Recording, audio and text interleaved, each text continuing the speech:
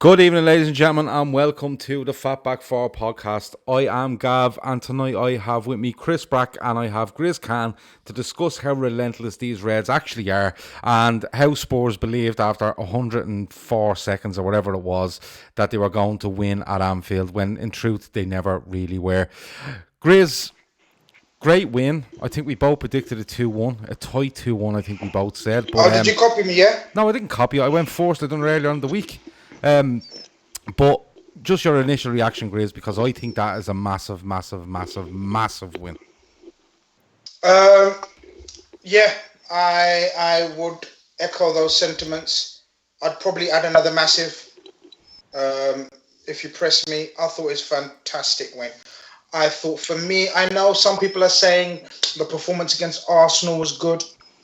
It was, but I'll tell you for a fact, this team is the team we're playing against was much better than Arsenal. This Spurs team really were up for it. You could tell they're in Pochettino's, very similar to Klopp, in Pochettino's philosophy, it's all about pressing and high tempo and energy, and they showed that in the first 20 minutes.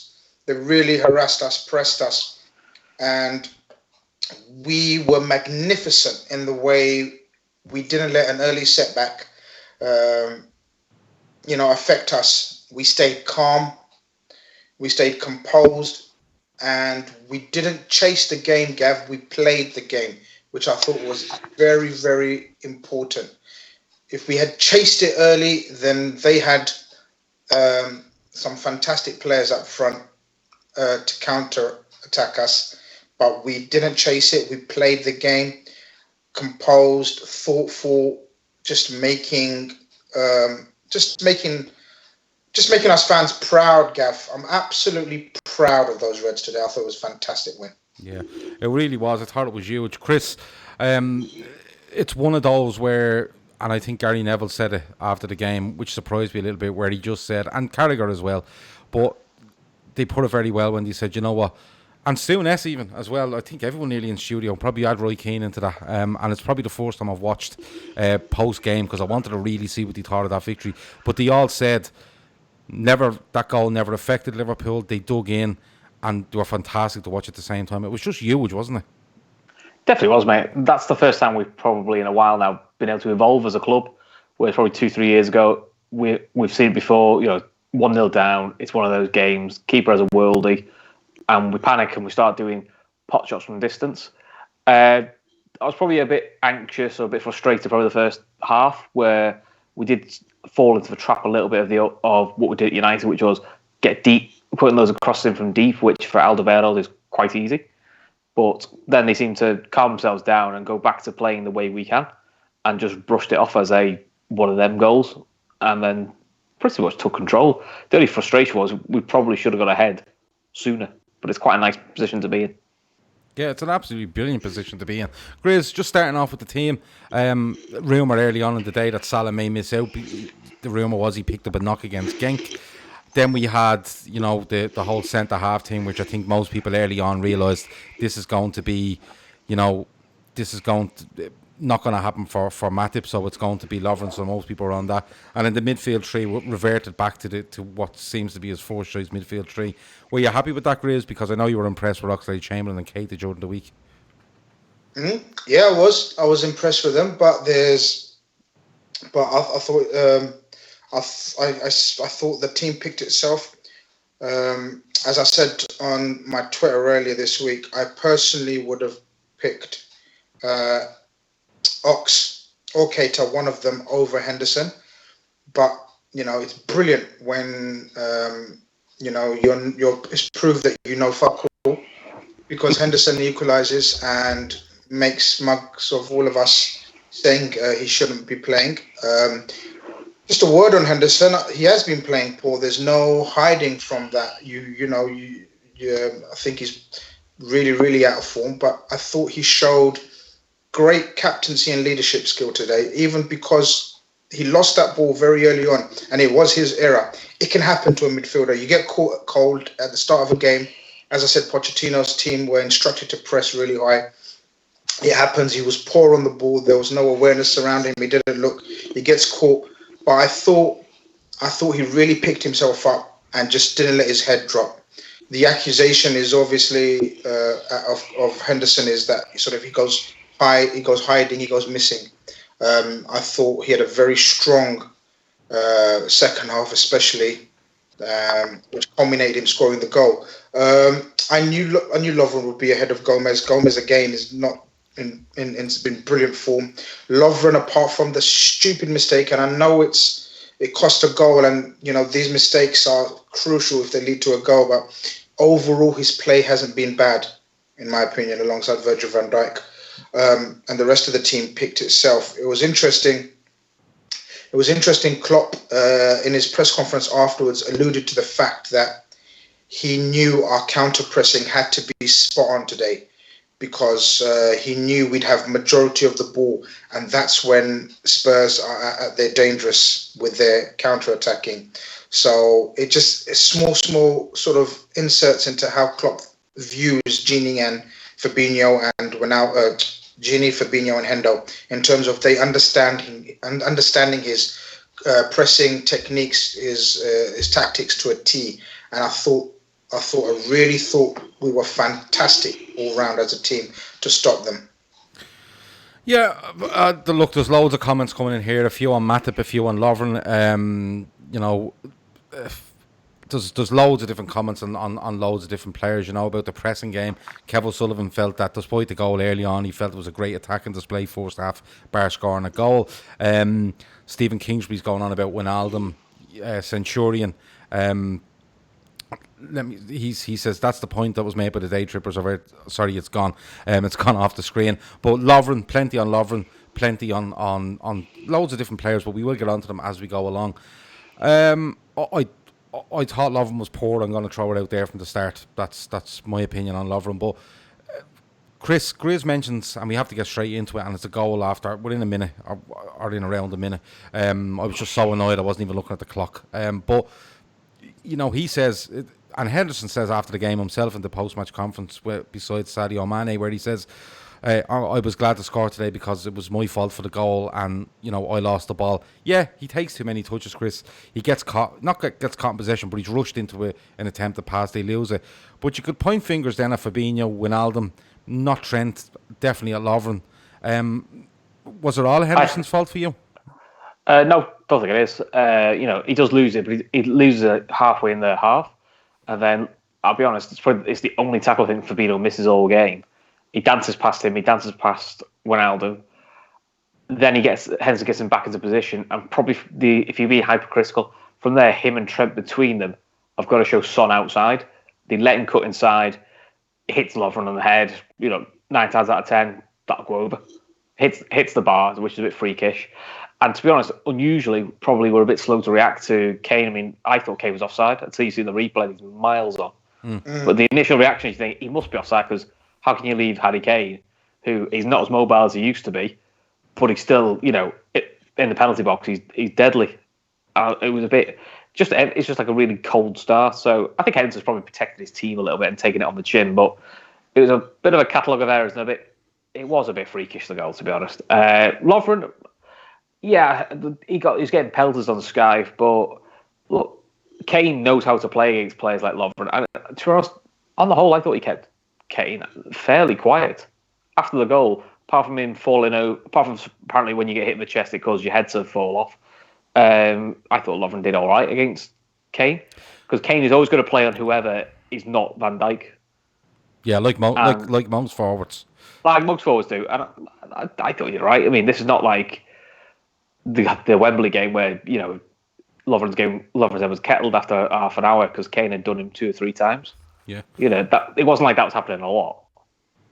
A lot of people are mentioning Fabinho here and the yellow card. I'm going to get the lads' thoughts on that later on with regards to what tactic Fabinho needs to use in order not to miss City. The one option could be just not to play him against Villa or against Arsenal. But look, it is a goal. Grizz, I don't think the goal is all his fault. I think Fabinho has a chance to put a tackle in there early in the game and gets a free kick against them, and probably not a yellow. Yeah, I think Wijnaldum goes to ground too quickly to try win it. It goes out to Son. I do agree with Chris. Trent could probably push him outside, but then again, pushing him outside probably leads to a ball across the box. He's trying to probably look at that. He's weighing up the risks and thinking, if I push him inside, what can happen? Lovren, for me, turns away from the ball. If he just stays where he is, it hits him in the head and goes back where it came from. But it was a bad start, Grizz, wasn't it? But I'm going to be honest, it was a bad start. My reaction to the goal was, fuck off. But I wasn't panicked, were you? No, I wasn't panicked, but as the game wore on after that, for that half an hour after that, we were shell-shocked for about 10 minutes. And once we got our bearings again, the beauty, and we've discussed it before about this team, is its ability to work out what's happening on the pitch and play accordingly. And I thought we'd done that masterfully again. I wasn't panicked, but it was one of the more frustrating afternoons I've had in a long time, in that after a long time I actually thought it's going to be one of those days. I'm very positive, and I think, yes, we're still going to do it. But about 30, 40 minutes, when their keeper just suddenly turned into prime Buffon, I thought this guy's going to have one of the storm, and he was saving everything, and some of our chances were straight at him, and then Mane misses that totally open header near the end of the first half, and you just think, is it one of those days? And it was more frustration than panic or disappointment. You could say disappointment, because I really thought we're playing well. I must stress to sort of control this Spurs, very attacking Spurs lineup. The way we controlled that majority of that game is so impressive. And so, I thought it's just another sign of the maturity of this team, Gav. It's really it's great to see. So it was more frustration than panic. I was like, oh damn! But I was fairly confident. Once we get an equaliser, we need a bit of luck or a moment of brilliance. Once we get an equaliser, I was firmly in the boat of we're going to get the winner as well. Yeah, so was I. And I wasn't even panicked at half time, because when I looked at the half time stats, I think we had something like 11 shots, and I think it was 5 or 6 of them on target. I think they had 4. I think it counted as 4 in the first half, 1 on target, which was the goal after a minute. It was just one of those halves where, and as Kev O'Sullivan said earlier, look, we played really well attacking wise, just didn't score. But I don't think we looked panicked. I think you're right. I think 5 or 6 minutes after the goal, we were kind of finding our bearings. But you have to remember, Spurs immediately went back into a 4-5-1 and retreated all the way. But like Stephen Mack says there, we absolutely battered them. I think we did from start to finish. Chris, as the fourth half... Before you go to Chris, quickly, I just want to say, before you go to Chris, it was... sorry, Chris. I just wanted to make a point about the way it's very similar to the Champions League, but totally opposites in terms of we showed how to sort of come back from an early goal. People criticised our Champions League performance, but we've shown twice now against Spurs how to take it, or Spurs should have, took an early goal lead against us, and it shows how good our performance in the Champions League final was, where they tried to sit deep. They got an early goal just like we did in the Champions League, but they were unable to sort of compose themselves and play the game that we played today. And it just shows you that the tactical side of this Liverpool team and Klopp is so underestimated, Gav.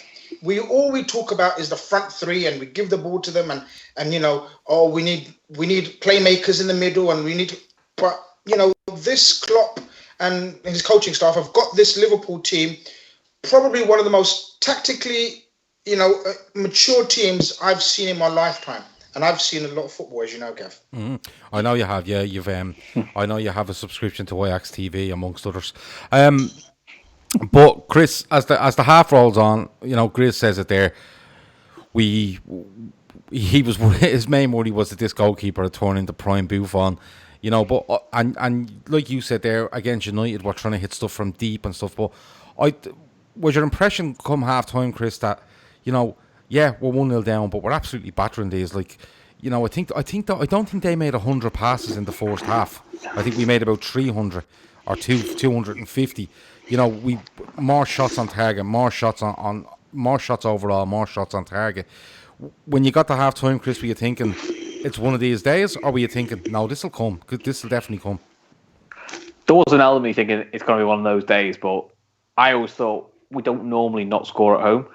We just need to be a bit more smart and a bit more clinical as well. Because while Gazaniga made 2 or 3, saves, I'll be honest, if any of them had got in, while we'd have been made up, you'd all be going, what's the keeper doing there? Because they were all right at him. They're all chances you would expect a Premier League keeper to save. So, yeah, I think I thought first half the main threat was going to be down the left because, tactically, I think Pochettino made a few errors in terms of asking Eriksen to mark Robertson. It just doesn't work. But the big thing with Spurs at the moment is when you saw the fullbacks playing, Aurier, Rose, and the centre-back Sanchez, to me, they feel to me a bit like when we used to play Moreno left-back and Skirtle. I always feel they're defenders that will give you a chance. And I always feel like they've got a rick in them. Whereas we generally have got rid of or evolved players to get rid of that sort of habit. Yes, I know Lovren can still do it now and again, but in general, we get less errors that lead to goals from defence. Where I always think of Aurier especially, and Rose to a certain extent, they can lose their heads and do something daft. Yeah. So that's why half-time I was thinking, if you keep going at them 2 fullbacks, I think eventually one of them's going to do something silly. Absolutely. Yeah, like Centurion says there, we were always getting points from this game, 1 or 3, depending on the players. Stephen Mack said, I've not seen a first half of football in a long time like that. It was amazing. I thought it was great. And, they showed on Sky after the game, I think it was the Son chance that we will get on to when we get into the second half.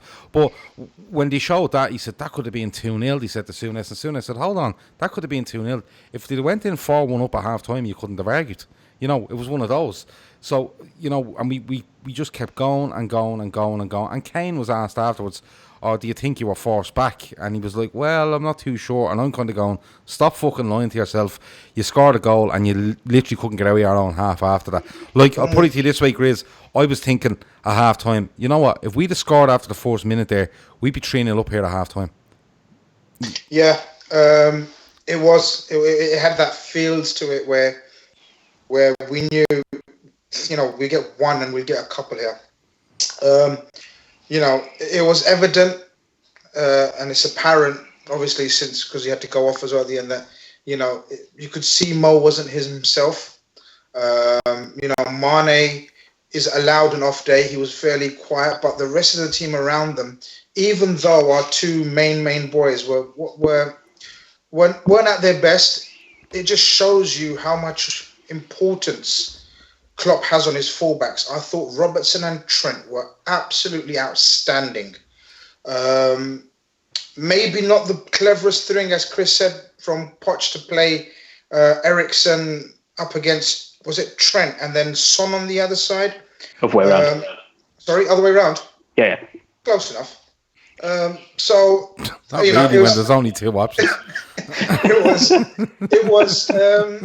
It was evident to see that basically we won the tactical battle in terms of they literally couldn't they couldn't go forward. They didn't concentrate on their attacking duties because they were so occupied, busy defensively.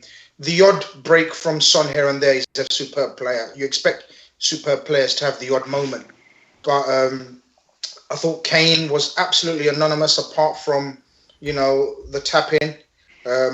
The world's greatest tap in. Yeah, Lovren had a couple of indecisive moments, I'd say, where he kind of sort of, because he attacks so much of the ball, sometimes he's prone to sort of makes errors of judgment in terms of the pace and height of it and the angle of it. But overall, I thought he was okay. We've seen Lovren have far worse games against Kane. But yeah, overall, generally, it was superb, Gav. I can't wait to watch it again. I'm really going to watch that game again. It's one of those ones. Lads, I have to ask this question before we go on to the second half, because it's been mentioned a couple of times here on the chat, and it's about I forget all his names. He has 3 names, but I forget them. But Son, is it Young Min Son? Is that how it goes? Grizz, I don't know. Someone's asking here what age is Son. Is he in his late 20s? Grizz, would you go rocking the boat in January and trying to sign Son from Spurs? Gavin Doyle, you know my opinion on Son. If there's any unrest, we've talked about it before. If there was any unrest or any chance he's 27, of getting him, by the way. Any chance of getting him, if there was one player from the Premiership that we could realistically possibly get, it would be Son. I mean, we know Spurs are a selling club. They're probably going to get split this summer. Is going to be wholesale changes and all sorts going to happen at Spurs this summer. And if we could go, because you got to remember, Man United in their heyday, Gav, this is what they used to do. Yes. In their heyday, when Man United were the prime, were at the top, they would go and get the best players, a la Berbatov from Spurs. Do you know what I mean? Andy Cole. Andy Cole, from Newcastle. This is what they do. They tried to get Shearer, apparently, who was so close to going there. This is what you got to do. You got to have balls. You got to have ambition. There's no point saying, "Oh, we couldn't get Son." Why couldn't we go Son? He fucking would love to come to us. He'd be adored at us. He's an absolute Klopp prototype. He'd be my ideal signing. Forget all your fucking scouting networks and players from here, there, and everywhere in Germany. Forget it. Son would be the most perfect, complete addition to our attack, in my opinion. Okay. Chris, would you agree with that? And I know we're only saying this because he gets mentioned all the time, and we might as well have that little chat. I don't know how realistic it is. I don't know if there ever's a chance of it happening. But would you agree with that? Would you agree that if he came up, you'd do anything you could to get him? Yeah, you can never have too many good players. I mean, that would also solve all the Twitter nonsense about what do we do if one of the front three get injured.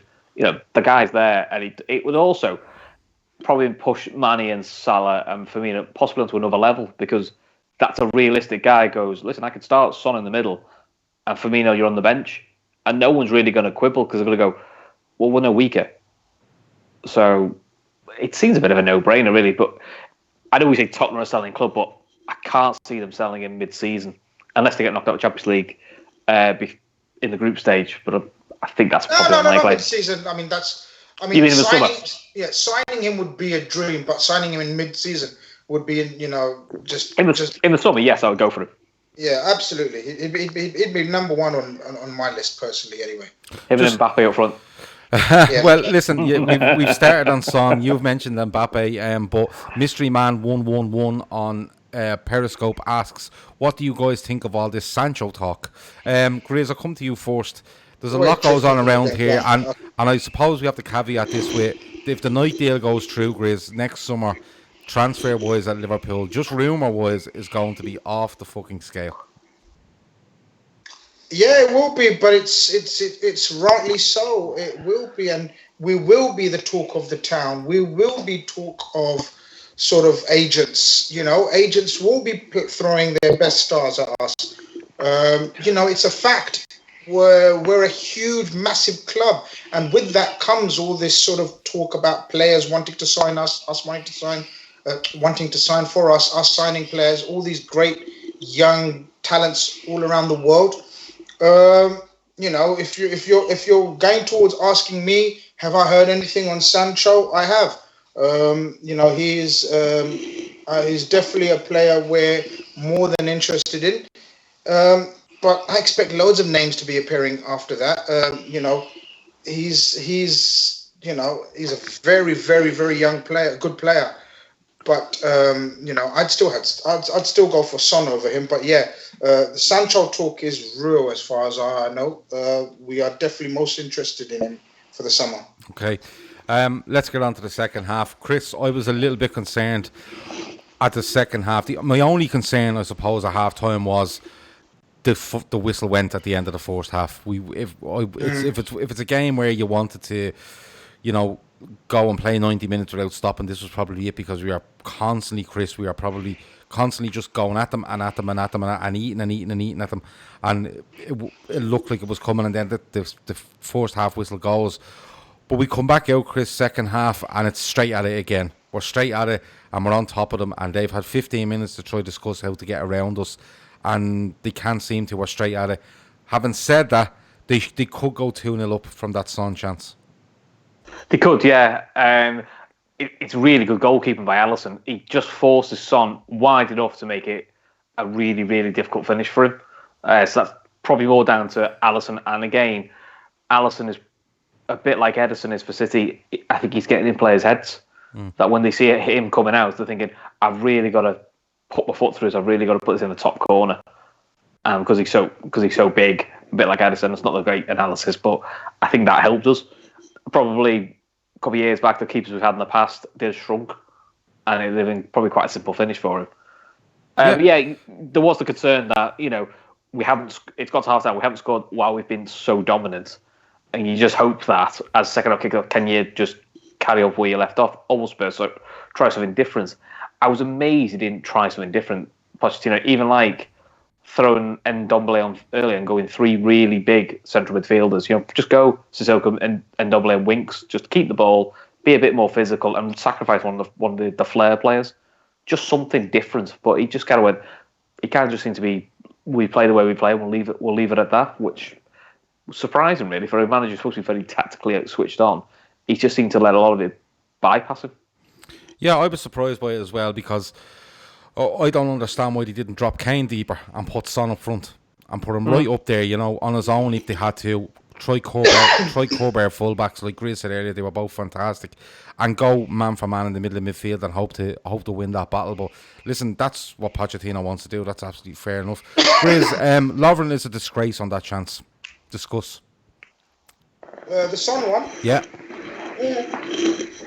Yeah, he's he has his disgraceful moments, doesn't he? But ball travels 80 yards, Chris. Say again, sorry. The ball travels 80 yards. Yeah, I know. I mean, I did touch on it that he does have his moments in terms of making errors of judgment. That's his biggest problem issue. He has errors of judgment, especially attacking. He sometimes goes for balls that he doesn't need to, or sometimes he won't go for balls that he should. But the Son chance, we can talk about it all day long, but we had 3 or 4 chances just as gilt-edged as that. I mean, I thought, as I said, the Mane chance was very, very scoreable, especially for Mane, who's been in tremendous form. Again, I agree with Chris in terms of goalkeeping was brilliant. I thought his presence. Mignolet lets that in. Mignolet doesn't. If Mignolet's in goal, that's a goal. He easily goes around the keeper, but this guy is huge. He's physically, apparently actual measurements wise, he's not as big as Mignolet, but he has huge presence, and he is in a lot of attackers' minds. You think. You try to be extra careful, or try to make sure of the finish, as opposed to naturally sort of just go for goal when you're up against Alisson. And it was it was a crucial part of the game. It was an error, but as I said, it was one of maybe 2 or 3 attacks they managed in 90 minutes. I mean, 70% possession against a quality outfit like Spurs. I think that's huge for a team that's criticised like us of not being able to hold on to the ball and have much possession. Yeah, like Dunno there says Alisson was so assured. Kevin O'Sullivan says Lovren can't keep pace with the guy everyone wants to sign as an option for our front 3. I'm shocked. His tongue firmly in cheek. No, you see, the thing about this is talking about Lovren and talking about Alisson, right? This is my opinion on it. First of all, when the goal is scored for them, Lovren half turns his head away from it. If he stands there and it hits him, let it hit him. Take it bash in the face. You know what I mean? If he goes down, they'll blow up and they'll stop it for a head injury. Grant turns away from it. That one there, though, it's hit 70 to 80 yards, right? It's a flat ball. You can see it from the very start. And he makes no attempt to, go towards the ball, and do anything to try, make this ball go anywhere different, but straight down the throat of our keeper with Son running onto it. It's madness to watch. Like, I'm not being funny with you, Grizz. I could go out, on a Sunday morning down to the local park and watch a goalkeeper kick a ball 70 yards, and I can absolutely guarantee you that if I watch 10 games that day and it happens every game, none of them centre-halves will let that ball bounce. Absolutely fucking none of them. Because the first rule of defending on a high ball is don't let it bounce. All right? And you know what was happening there, Grizz? he got confident. We're great here. We're great here. We're playing really well. And he loses confidence, or he loses concentration. He gets over cocky, and he thought, I'll let that bounce and it'll run through to Alisson. And it's the stages of Lovren. Starts off well.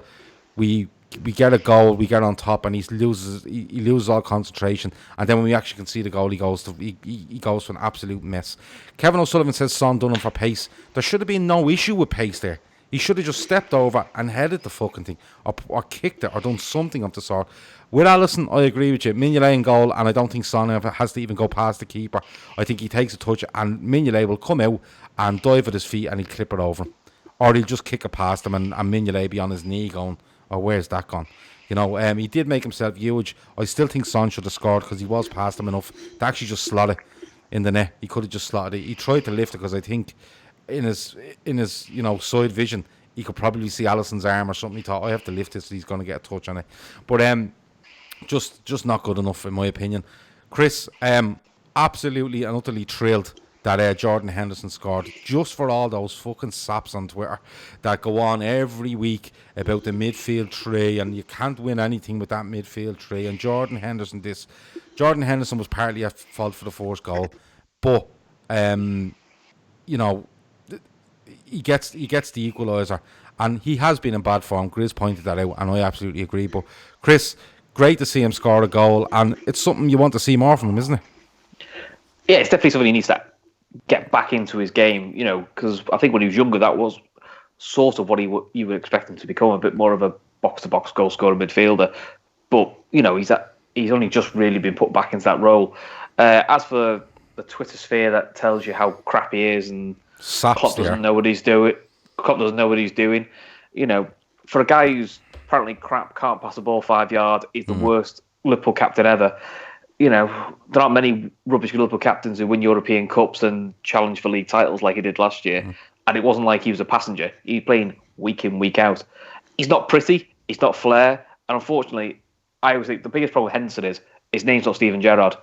Unfortunately, he done what Man United had to go through, is being the man that follows Steven Gerrard as captain is like being the man who followed Fergie. Yeah. Ultimately, whoever followed Steven Gerrard, unless they were Lionel Messi or something like that, they were always going to get compared to Gerrard, and they were always going to be told the crap. And unfortunately for him, he's had to suck it up. And in fairness to him, he just gets his head down and gets on with it. You don't hear of him kicking off. You don't see like what's happening with Xhaka at Arsenal, where he's told his own fans to F off as he's getting booed when he's getting substituted. Yeah. So yeah, I was made up. I even laughed, because this is how funny Twitter is, I find, is even when he scores and possibly sticks it to a few of people like that, they're still like, yeah, but he's still not very good, is he? You're like, you've got to swallow it. Look, I like Henderson. I think he's a really good player. I think he facilitates a lot of the good things that Trent and Salah do. He does a lot of donkey work for them. But I agree with Grizz. I said in the podcast a couple of days back, I wouldn't have started him. I was still assuming he was going to get taken off at half time for Chamberlain. But, that's why I'm not the manager of Liverpool. And Klopp, you've got to listen to Klopp. Yeah. No, listen, it's a good goal. He plays okay for me. But the carry on every week of this midfield can't do anything. Like, this midfield is being picked the majority of games, and we've won the majority of games. Grizz, it's a good finish though, isn't it? I want to see it again before I give him credit for a brilliant finish. Because the first time I saw it, I thought he kind of shins it. Maybe I'm wrong. No, he kind of hits it. I'll have to have another look. He kind of hits it and cuts across as he hits it, and it actually does. He hits. I don't know how intentional it is, but look, he does well to get over the ball. Yeah, no, he does. Down, listen, and the direction on it is quite good. Listen, the Hendo, Gini, the midfield bollocks. I try not to get too bogged down in it and get involved in sort of Twitter threads talking about ideal midfields and bollocks, because it is quite a waste of time. We have a tremendous set of midfielders. I think it's possibly the strongest set of 5-6 we've got. So we've got Milner, Henderson, Fabinho, Gini. Who else? Ox, Naby. Lallana as well. We've probably got. Don't start. No, but it's true. It's true. We've got the most for me, in my opinion, is the strongest set of midfielders we've had in years. And we've got the best coach, in my opinion, we've had to manage them. And that's what he will do, Gav. It doesn't matter how many fucking captions we put off of, oh, I love this midfield, or oh, I dream about this combination. Fuck off. You absolute wet wipes. We have got the best manager ever to manage his team. And however he fits and however he thinks, game by game, we need a certain combination of midfielder, a certain type of midfielder. He will do it, and no one can do fuck all about it.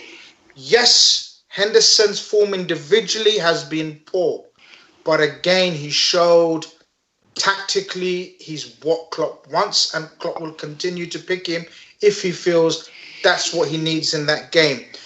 Ox done brilliant in midweek. Absolutely buzzing for the lad. Gives us another tremendous option. Naby Keita, we know, is probably, out of all the players in the team, is probably the most technically sound, technically gifted, probably the most creative. His time will come. If there's a game that he's needed, he'll be selected. I don't really get too bogged down and sort of, worry about, Twitterati chatting shit about, oh, I'd love to see this and this. Well, I'd love to see a lot of things as well, but, at the moment I'm seeing Chris Brack's face right in front of me. Do you know what I mean? And what a joy Chris's face is. Look, really, Chris, listen, I think you should apologise. All I said was, Grizz, wasn't that a good finish? And you've given me a complete breakdown of every Liverpool midfield since about 1989. You know what, innit? Context. Right. Yeah, let's move on. I don't know, just to add in, I don't know what everyone else wants from our midfield. We've moaned and groaned for years and years is, look at United's bench, look at City's bench. They've got a £50 million player on the bench, you can't even get a pick. Look at this, Mahrez never plays for City week in, week out. We've got, Keita and Oxlade-Chamberlain. That's £90 million worth of footballers there that are, at the moment, squad options. But I think people forget, in 3 or 4 months' time, the team that he picks will probably be completely different. Because it was last year. So it's like you can't have it both ways. You can't then say, we want a really big squad with, lots of quality in the bench, and then because your favourite player doesn't get picked, it's a disaster and the world's ended. It's just a bit tiresome. Yeah, it can be. But look, it's just one of those things. Somebody said there in the chat earlier, having this discussion over Henderson over and over is like shooting yourself in the foot over and over again. And that person loved his post-match interview. If you have any doubts about Jordan Henderson as a Liverpool captain, okay, he makes a mistake in the first minute. He walks his bollocks off for the whole rest of that game. He gets us back in the game, an equaliser. And he's man enough to come out after it. When so many players walk out and go, oh, well, it was a bit of both, and it was, all this sort of shite. He just comes out and says, my fault, but we showed character. We kept going. I was happy to get the goal. I was delighted for the team to win. Hands over the man of the match award and walks off. That's a proper captain. End of story for me. But look, we get the winner, Grizz, and it's a penalty. And Martin Tyler is even resigned to the fact it's a penalty, which was quite amusing. But Serge Aurier, and I know Kevin O'Sullivan, I think, said it on the pod the other night in the chat, and he said, go at Aurier and we get some success there. What is he at, Grizz? Now I know Mane is quite cute, but what's he at? He's just taking mad swings at things in the box, when there's no reason to. Serge Aurier? Yeah. Yeah, he's a madman. He's weird selection again from Pochettino. The team he selected last week kept a clean sheet, and he went with Serge Aurier, and you could just see it, Gav. I could just picture it. The way Mane chased him down, I thought, just get ahead of there, and there's no way Serge Aurier will be allowed to. Will be able to control himself without lunging in. Thankfully for us, he did. I think he's an atrocious player. I think he's awful. I think he's brainless. He has got no sense of positioning. He's absolutely the opposite of what you want in a centre back in terms of, of a defender in terms of being composed, trying to stay on your feet as much as possible. He's the total opposite. He spends a lot of time on the floor, and in lunges and tackles and yellow cards. An absolute time bomb, ticking, and so it proved. Thankfully for us. Yeah. Dunno says Mane was way too honest in his post-match interview. He absolutely was. They said to him, "What do you make of the penalty?" And he just basically said, "I seen he was going to kick, and I just thought, put my legs there, and he'll definitely kick them." I thought it was brilliant. Stephen Mack said he watched the game in Brazilian just to avoid Martin Tyler, which is that's serious. That's you're really committed there. That's serious commitment to not having to listen to Martin Tyler. Chris. It's a penalty. It's a penalty all day. Salah steps up, puts it away, and for the last whatever amount of minutes it was after he scored, did you feel comfortable enough? Yeah, pretty much. Yeah, I mean, they had a lot more of the ball, and they had to go for it. I mean, I heard a lot of the commentary say, "Why didn't they do this sooner?" Well, they now have to win. They now have something to fight for, Spurs. But in fairness, I think the only real chance where they probably should have done better was probably Alderweireld's header right near the end, where he probably, not under much pressure, probably should do better. But the rest of it, in fairness, was pretty, Liverpool kept about arm's length fairly well, and we've got better at doing that. I know we haven't kept many clean sheets recently, but we do seem to, when we get 2-1 up, we do seem to be a lot better now at just closing games out and just taking the sting out of games, clever time wasting, all that sort of stuff. Things that 2-3 years ago we weren't very good at. So on the whole, I thought we did all right. Yeah, I thought it wasn't too bad. The chance, I think Rose gets in behind Alexander-Arnold at one stage and he makes a mess of it, and then the Alderweireld header right at the end. But like that, straight at Alisson and no messing about. Grizz, I know it's a huge win. It's 3 points obviously, but it's great to bounce back from a disappointing draw last week. Let's be honest about it. But it's a huge win. What does that do to the other teams around us, Grizz, to see us go down so early? Be frustrated till half time where we're really on top but we can't seem to score, and then we go and win the game anyway. What does that do to teams around us, Chris? Forget teams around us. There's only one team where we're sort of vying I know what you're saying. Yeah. Where this is so disheartening for Pep and his team. We've now played a lot of our tricky fixtures. After 10 games, we've had a very tough start in comparison to City. And they've lost two very, very easy games.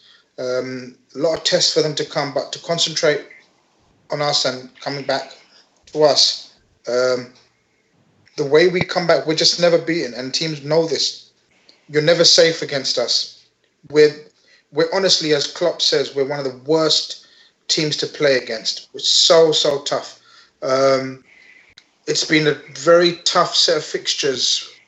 It's been a very tough start. I mean, in terms of picking up injuries here and there. Yeah, Kev O'Sullivan says we've played all last season's top 6 bar City and Leicester.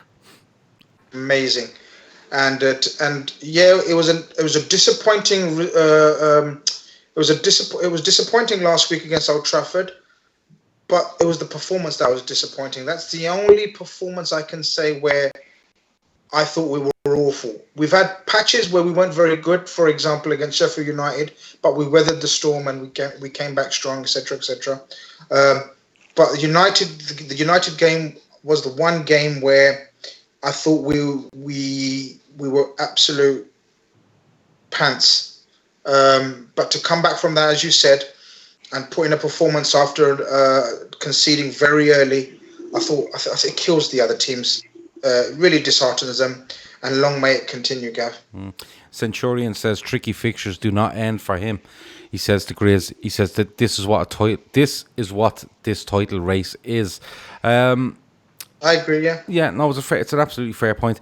Well, we've about 5 minutes left, so if people want to send us in some random questions just to finish off with, now is your time to do it. Get them in, and I'll throw one or two at the lads before we finish. Last thing to do, I suppose, lads, and that is man of the match. There's a couple of contenders for me, but Chris, I'll let you go first. Who is your man of the match? Fabinho. Just one word, Fabinho. How good was he? He's immense, mate. He is our Fernandinho. That's the sort of player City should have gone for to replace Fernandinho. Just nothing gets past him. He's very calm. The difference is also on the ball. He's really, really good. He sets up some really good attacks from deep.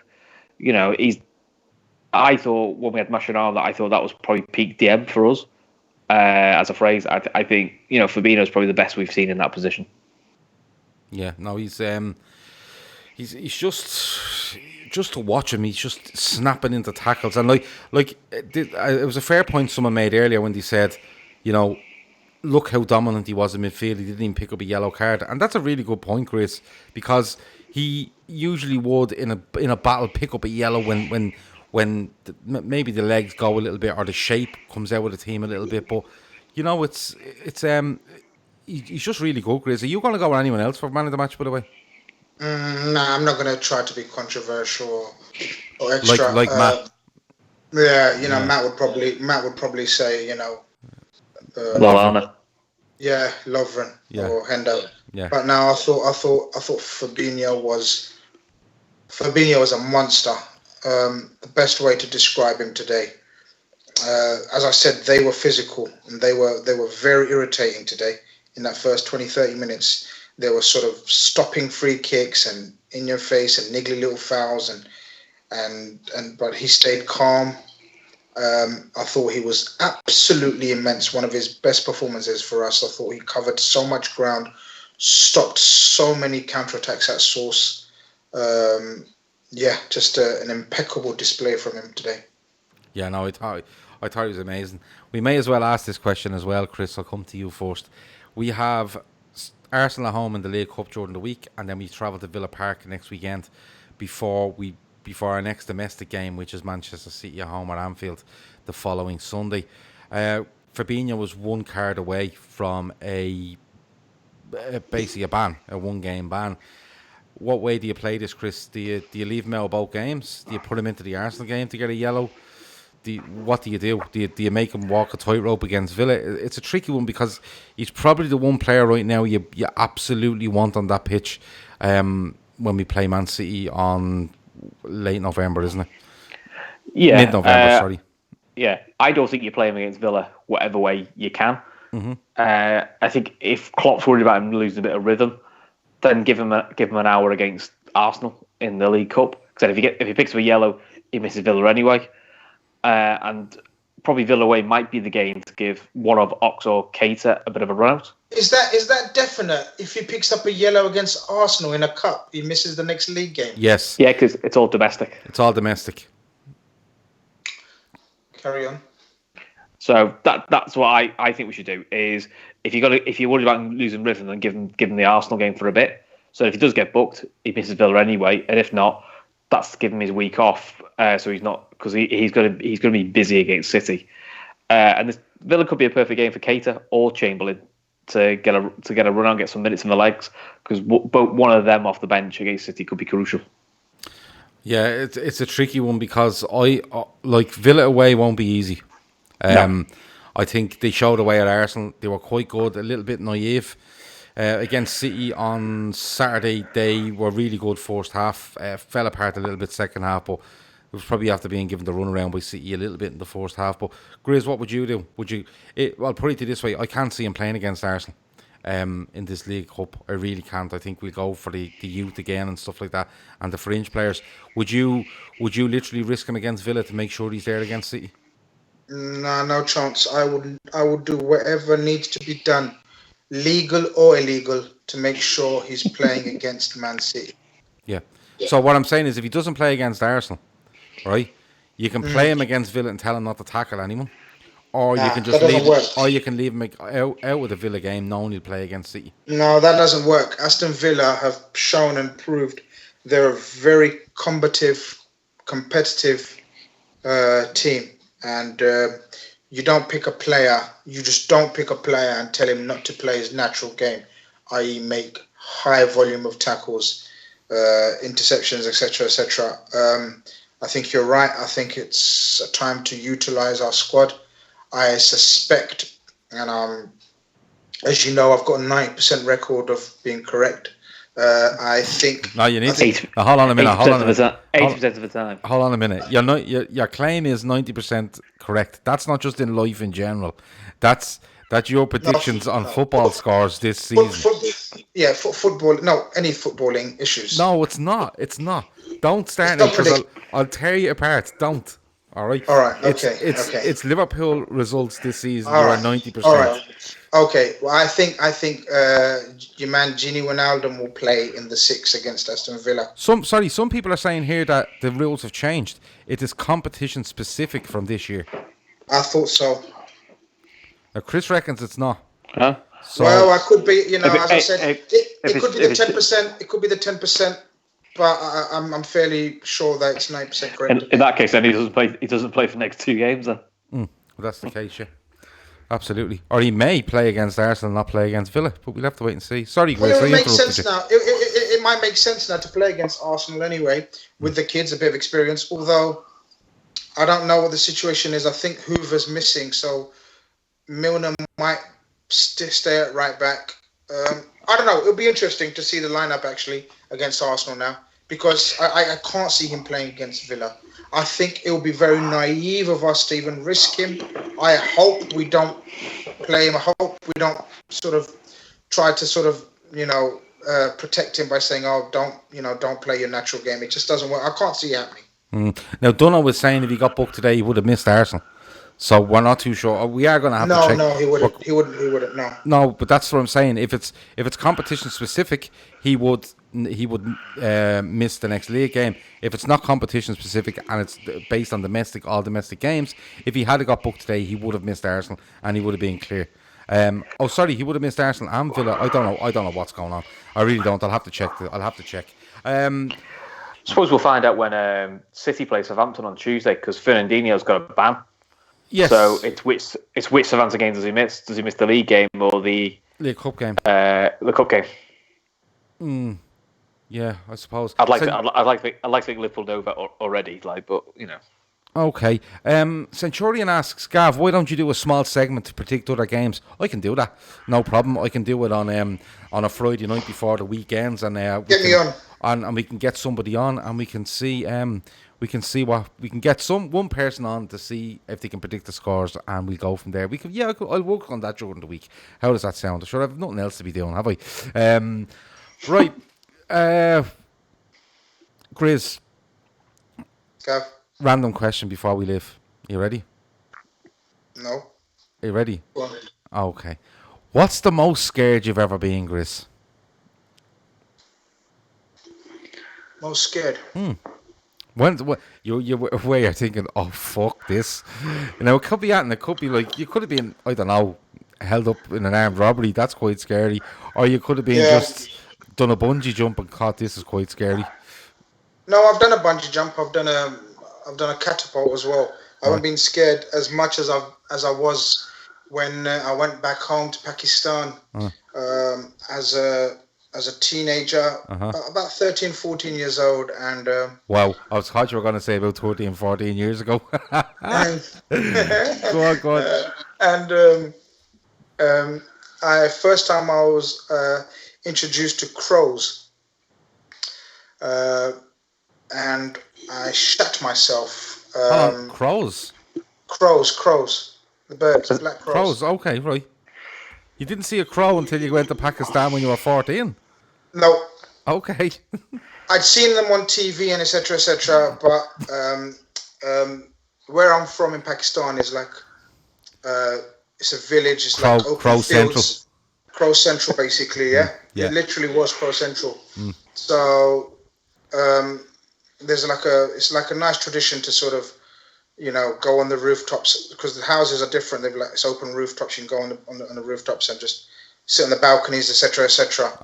And people feed these crows or whatever, and it's absolutely normal. Well, I must confess, I've never been more scared. You wouldn't think that a teenager coming from London would be scared of sort of small little birds like that, but I was terrified. I would not feed them. I was like, it was quite embarrassing. I made a fool of myself because I I wouldn't do what everyone else was doing. I would just like You wouldn't give them some of your food. Is that what you're saying? No, I wouldn't give them. I wouldn't give them my food at the best of times. To be honest with you, you know, I like my food, but yeah, this time was especially embarrassing. I stayed away from crows. That's one of my nightmares. Okay.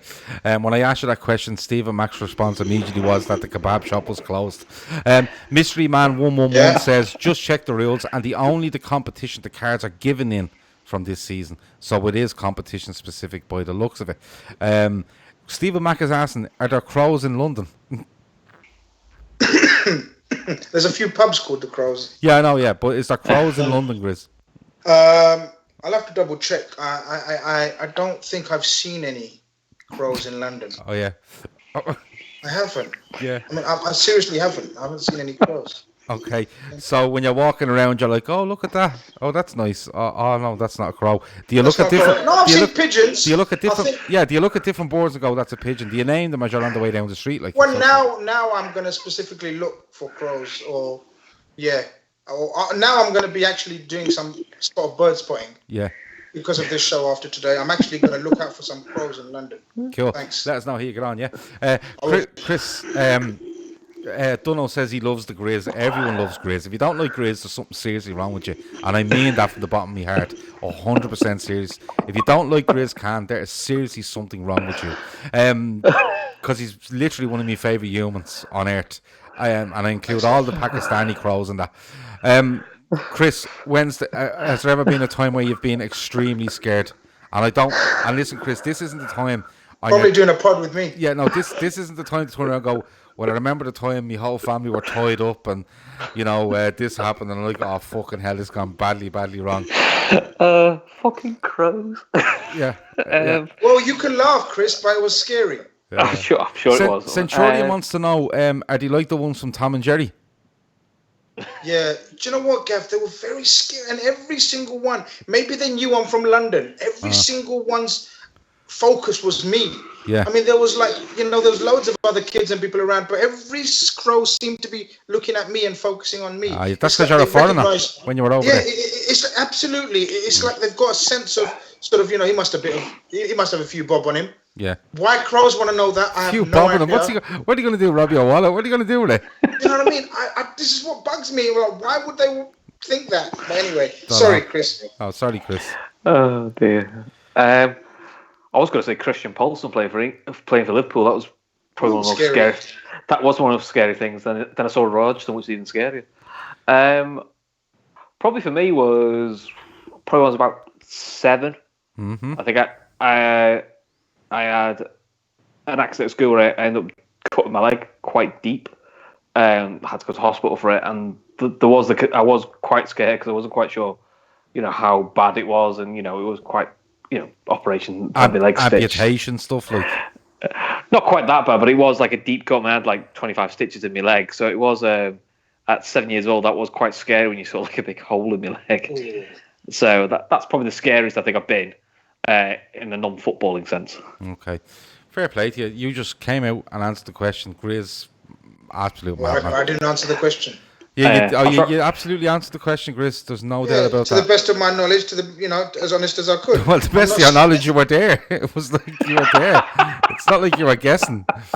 Well, it was a long time ago. Yeah, and memories can fade. And I've also got a bad phobia about, do you remember those kids' playgrounds? Those tunnels that you have to go through as kids in sort of playgrounds these days? Yeah, oh my God. I've been scared a few times. Have you a phobia of tunnels? Dumb tunnels in particular, like not normal, like drive-through tunnels. There's a not Blackwall Tunnel. There's a Blackwall Tunnel down the road in South London. Mm-hmm. Not those type of tunnels. I'm talking about the ones that sort of kids play and try to go in one end and come. That's what usually you do in tunnels, but you go in one end and come out the other. Yeah, but oh God, imagine me like proper getting stuck in one of those. Proper scared. So hold on, no, but I'm presuming you were scared of them when you were a kid. You're not going around playgrounds now, are you? Going through tunnels. No, I don't. But I still remember them. Yeah. I still sometimes have nightmares of sort of getting stuck in a tunnel. I think that's probably a sign of like my keto diet. But yeah, the it's famous probably keto. Yeah. yeah, it's probably telling me to keep it going. But yeah, Okay. tunnels and crows. Fair enough. Well, listen, I think we need to leave it there. We're about an hour on now, and it's getting ridiculous. But listen, that's been the Fatback 4 pod. Thanks to Chris for joining me. Thanks to Grizz as ever for joining me. Liverpool beat Spurs 2-1. Grizz is afraid of crows, also afraid of tunnels. But let me be perfectly clear: he is not in playgrounds going through tunnels at any time right now. It was when he was younger. 21 more wins, Reds. Marketing your dirty. Over and out.